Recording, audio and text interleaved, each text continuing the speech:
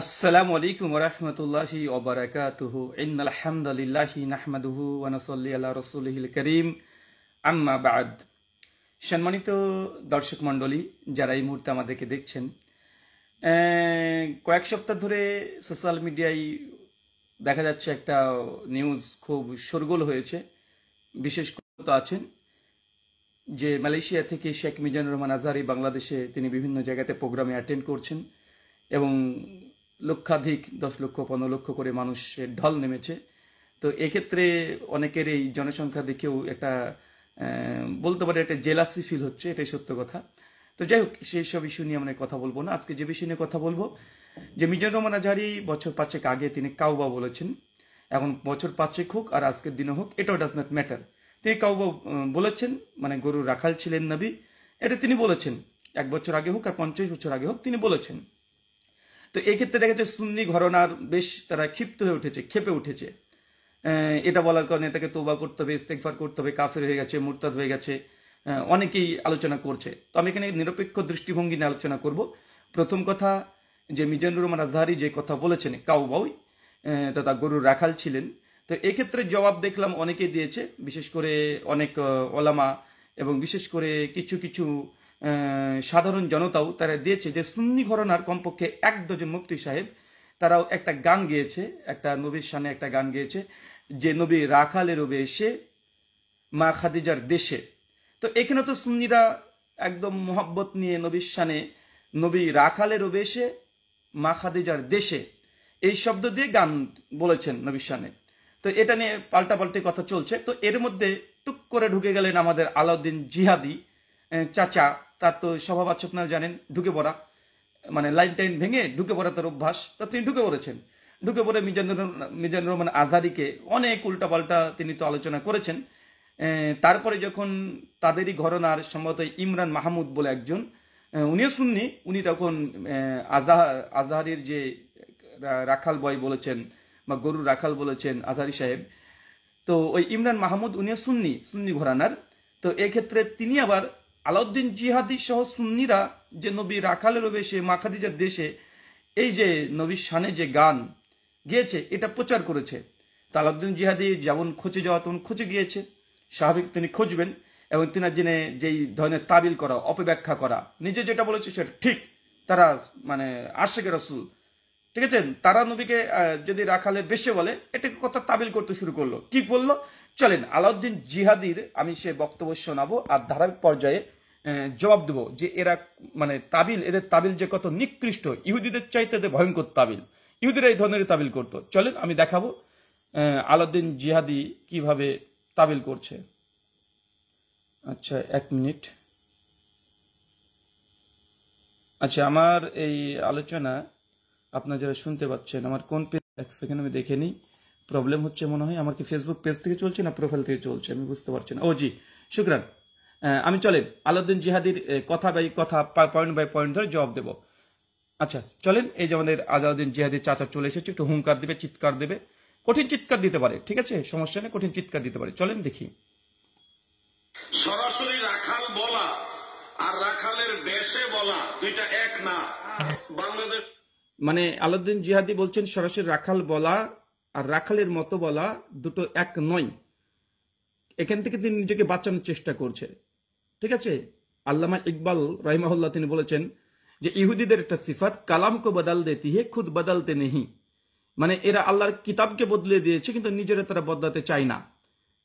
ঠিক এই আলাউদ্দিন জিহাদি এখানে এই তাকিয়াবাজি করেছে। তিনি বলছেন যে মিজানুর রহমান আজহারী তো ডিরেক্ট বলছে রাখাল, আর তারা যে গানটা গেয়েছে কি রাখালের বেশে। তো দুটোর মধ্যে পার্থক্য আছে, রাখাল বলা রাখালের বেশে বলা, এটা পার্থক্য আছে। উদাহরণ তিনি মিসাল অনেক কিছু দিবেন, মানে দেখাচ্ছি আমি বললাম যে কাউকে শুয়োরের মতো, মানে আলাউদ্দিন জিহাদি খুব চিৎকার মারতে পারে, এখন যদি আমি বলেছি শুয়োরের বেশে, তাহলে এটা আলাউদ্দিন জিহাদির ব্যাখ্যা অনুযায়ী তাহলে তার সঙ্গে কোনো গুস্তাকি করা হয়নি। আমি এই কথা বলতে চাই না। আলাউদ্দিন জিহাদি, তাকে আমি একজন আলেম মনে করি এবং তিনি আমাদের দিনী ভাই, মুসলিম ভাই, তার সঙ্গে কোনোভাবেই শুয়োরের সঙ্গে তুলনা করতে চাই না, আমি বলতেও চাই না, জাস্ট বুঝানোর স্বার্থে। কেননা এই সব ওলেমায়ে ক্রাইম যারা আছে তাদেরকে এই লেভেলে না নেমে বুঝালে এরা বুঝে না। তাই যে ফুলে সন্তুষ্ট তাকে সেইভাবেই বুঝাতে হয়। তো তার কথাটা শুনেন, মিজানুর রহমান আজহারী ডিরেক্ট বলেছে রাখাল, তার জন্য এটা গোস্তাকে রসুল হয়ে গেছে, মুরতাদ হয়ে যাবে। আর আলাউদ্দিন জিহাদি গান গজল গেয়েছে সুন্নিরা নামধারী আশিক রসুলের নামে, রাখালেরও বেশে মা খাদিজার দেশে। তো এখানে বেশে বলা, মিসাল দেওয়া, উপমা দেওয়া এটা সমান নয়। তার জন্য বলেছি যে উনি চিৎকার মারতে পারে, এই জন্য তাকে শুয়োরের বেশে বললে এটা গুস্তাকে হবে না। তা আলাউদ্দিন জিহাদি সাহেব আপনি এখানে রাগ করবেন না, এটা আপনারই যুক্তি, আপনারই ওসুল। এটা একটা just antivenom, tit for tat ফাক্কি। চলেন আবার শুনি। সরাসরি রাখাল বলা আর রাখালের বেশে বলা দুইটা এক না। বাংলাদেশ সরাসরি রাখাল বলা, রাখালের বেশে বলা সরাসরি মানে দুটো এক নয়, অবশ্যই এক নয়। তবে নবীর শানে এই শব্দটা প্রয়োগ করাটা মানে করাটাই এটা বেঈমান হয়ে যাওয়ার জন্য যথেষ্ট। আশিকে রাসূল দাবি করে এটা আপনার স্বামী ব্যবহার করতে পারি, সাধারণ আমজনতার সঙ্গে ব্যবহার করতে পারি, রাখাল বা রাখালের বেশে। নবীর শানে রাখালের বেশে শব্দ আসবে কিভাবে, কেন আসবে? যে দলিল আপনারা দিয়েছেন অঞ্জুর বলো মানে রাইনা বলো, রাইনা বলো না উনজুর বলো, সূরা বাকারার যে আয়াত, তো এখানে আপনি যে দলিল দিয়ে মিজানুর আজহারীর প্রতি অভিযোগ করেছেন সেম একই দলিল আপনার প্রয়োগ হবে, একই দলিল। সেম একই দলিল দিয়ে মিজানুর রহমান আজহারীকে যেমন আপনি রাইনা আল্লাহ সাল্লাল্লাহু বলতে নিষেধ করেছে, আপনি এখানে উপমা পেশ করছেন সে রাইনা।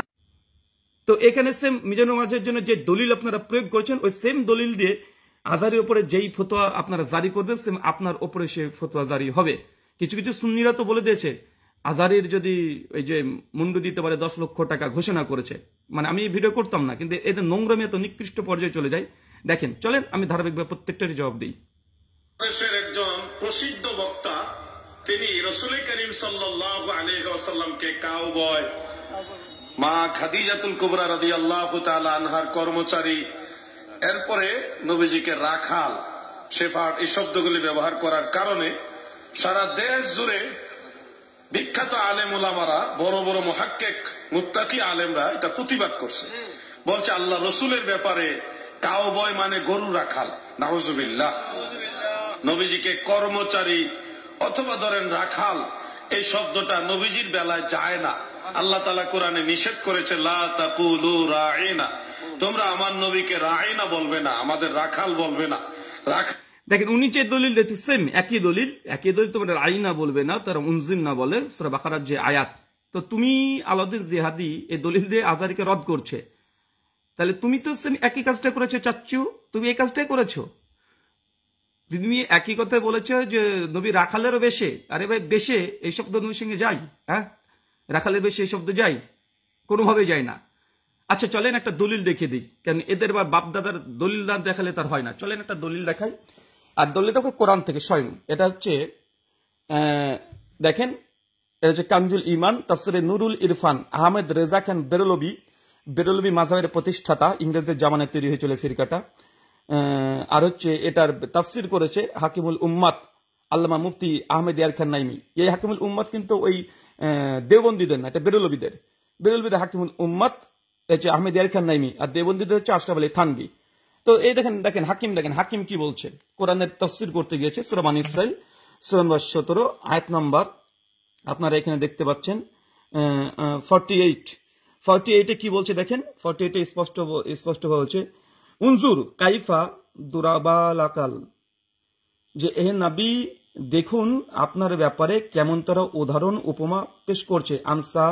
আমসালা মানে কেমন ভাবে তারা এইভাবে আপনার সঙ্গে উপমা পেশ করছে। উনজুর কাইফা দুরাবু, যে কিভাবে দেখেন আপনার ব্যাপারে কি আপনার সামনে কি কি মানে কথা বলছে, তার কি বাজে কথা বলছে।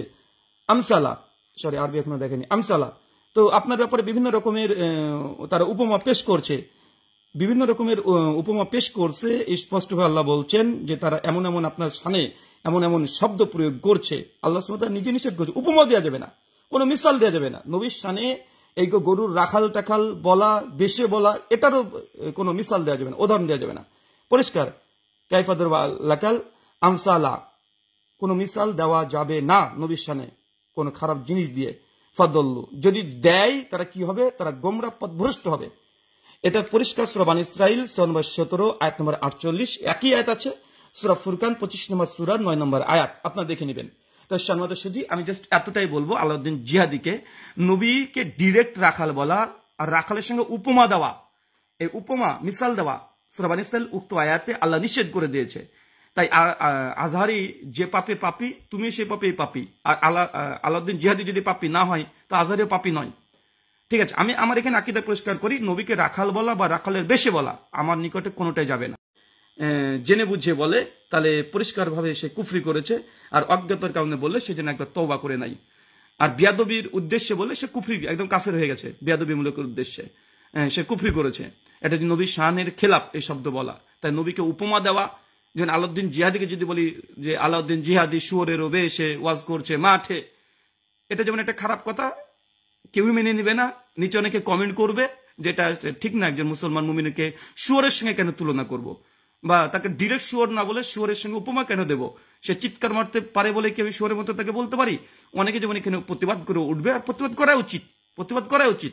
ঠিক নবীকে ডিরেক্ট রাখাল বলা, রাখালের বেশে বলা দুটোই সমান, কারণ নবীর শানে এই শব্দটা যায় না। হ্যাঁ, অনেক মানুষকে বলা যেতে পারে, বাইরেকার মানুষ, আম মানুষ, সাধারণ মানুষ, যে আলী বিন আবি তালিবকে শেরে খোদা বলা হয়, তিনি সাহাবী ছিলেন, সাহাবী রাসূল ছিলেন, আহলে বাইতের অন্তর্ভুক্ত ছিলেন, মাওলা আলী, তাকে বলা যেতে পারে। কিন্তু আল্লাহ নবীর শানে এই মিসাল দেওয়া যাবে না, যেটা কোরআনে আল্লাহ দুটো আয়াত দিয়ে বলে দিয়েছে। আর আলাউদ্দিন জিহাদিদের গ্রুপের এই ব্যক্তিরা খুব এটা করেছে।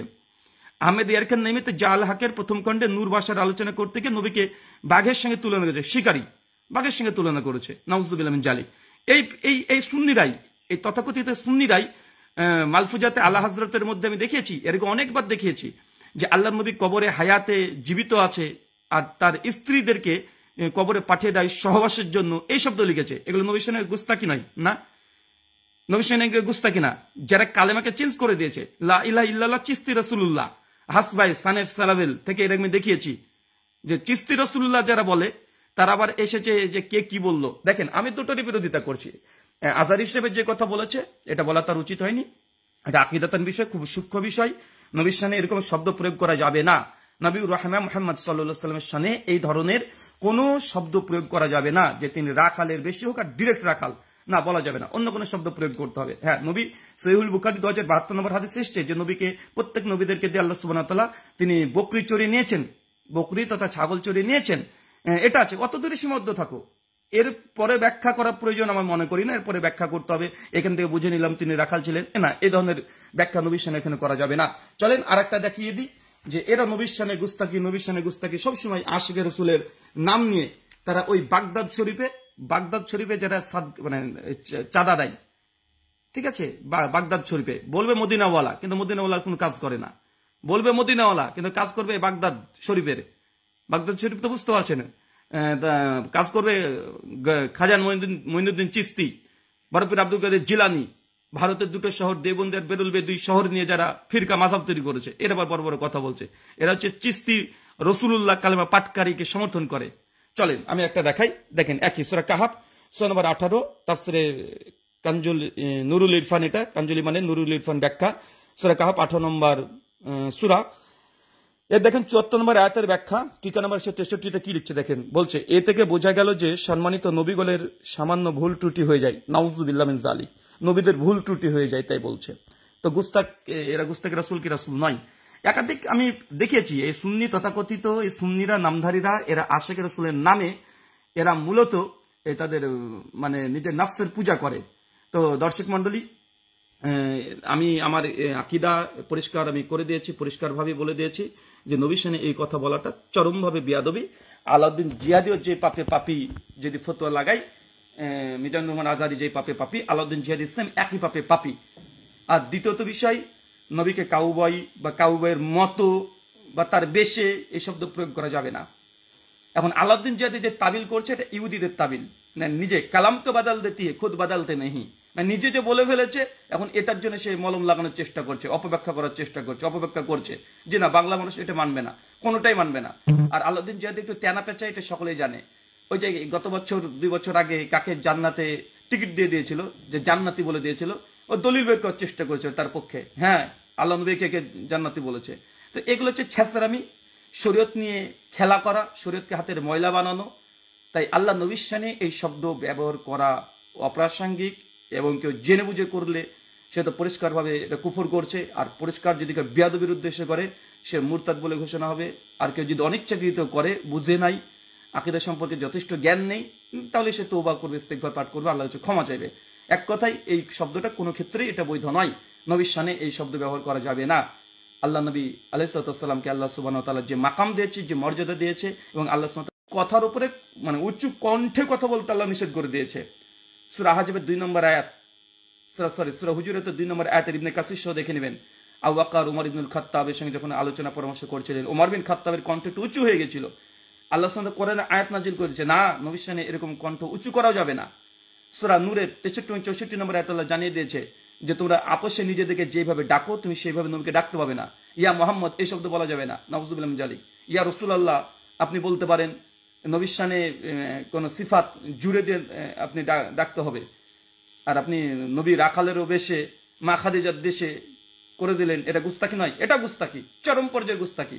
আর আলা হযরত ফাতাহ রাজিবিয়ার মধ্যে তিনি জানিয়ে দিয়েছেন, नबी को राखल कहना ये कुफर है, ये बिल्कुल कुफर है। तो नबी के राखल कहना बिल्कुल कुफर है, तो राखल जैसा अगर ये बात कहे तो आप कुफर नहीं किया, बिल्कुल आप भी कुफर किया। देखिए प्रथमत এখানে স্পষ্ট আল্লাহ নবীর সামনে রাখাল শব্দটা বলা কোনোভাবেই জায়েজ বা অনুমোদিত নয়, এটা খারাপ শব্দ। নবীর শান, নবীর মাকাম, মর্যাদা, নবীর প্রতি ভালোবাসা কেমন হবে, এই জন্য সহিহ বুখারী হাদিস পড়েন, বুঝতে পারেন সাহাবীরা কিভাবে আল্লাহ নবী আলাইহিস সালামের ওযুর পানি নিয়ে সাহাবীরা ঝামেলা করতেন যে ওযুর পানি কে আগে দিবে। আল্লাহ নবী ওযু করার পরে যে পানি অবশিষ্ট পানি থাকতো, সাহাবীরা সেই পানি নিয়ে তারা হাতে মুখে মাখতে লাগতেন, তারা গোটা শরীরে ঢেলে দিতেন। সহিহ বুখারী 171 নম্বর হাদিসে বর্ণনা পাওয়া যায় যে আল্লাহ নবী আলাইহিস সালামের দাড়ি মুবারক একবার চুল কেটেছিলেন, সাহাবীরা সেই চুল নিয়ে বাড়িতে রেখে দিয়েছে। পরবর্তী সময়তে কারো প্রবলেম সমস্যা হলে সাফিয়া রাদিয়াল্লাহু তাআলা আনহার কাছ থেকে, সম্ভবত নবীর স্ত্রীর কাছ থেকে সেই চুল ধোয়া পানি তারা পান করতেন। এটা আল্লাহ নবীর আজমত, আল্লাহ নবীর শান, সহিহ বুখারীর মধ্যে মর্যাদা তার বর্ণনা করা আছে।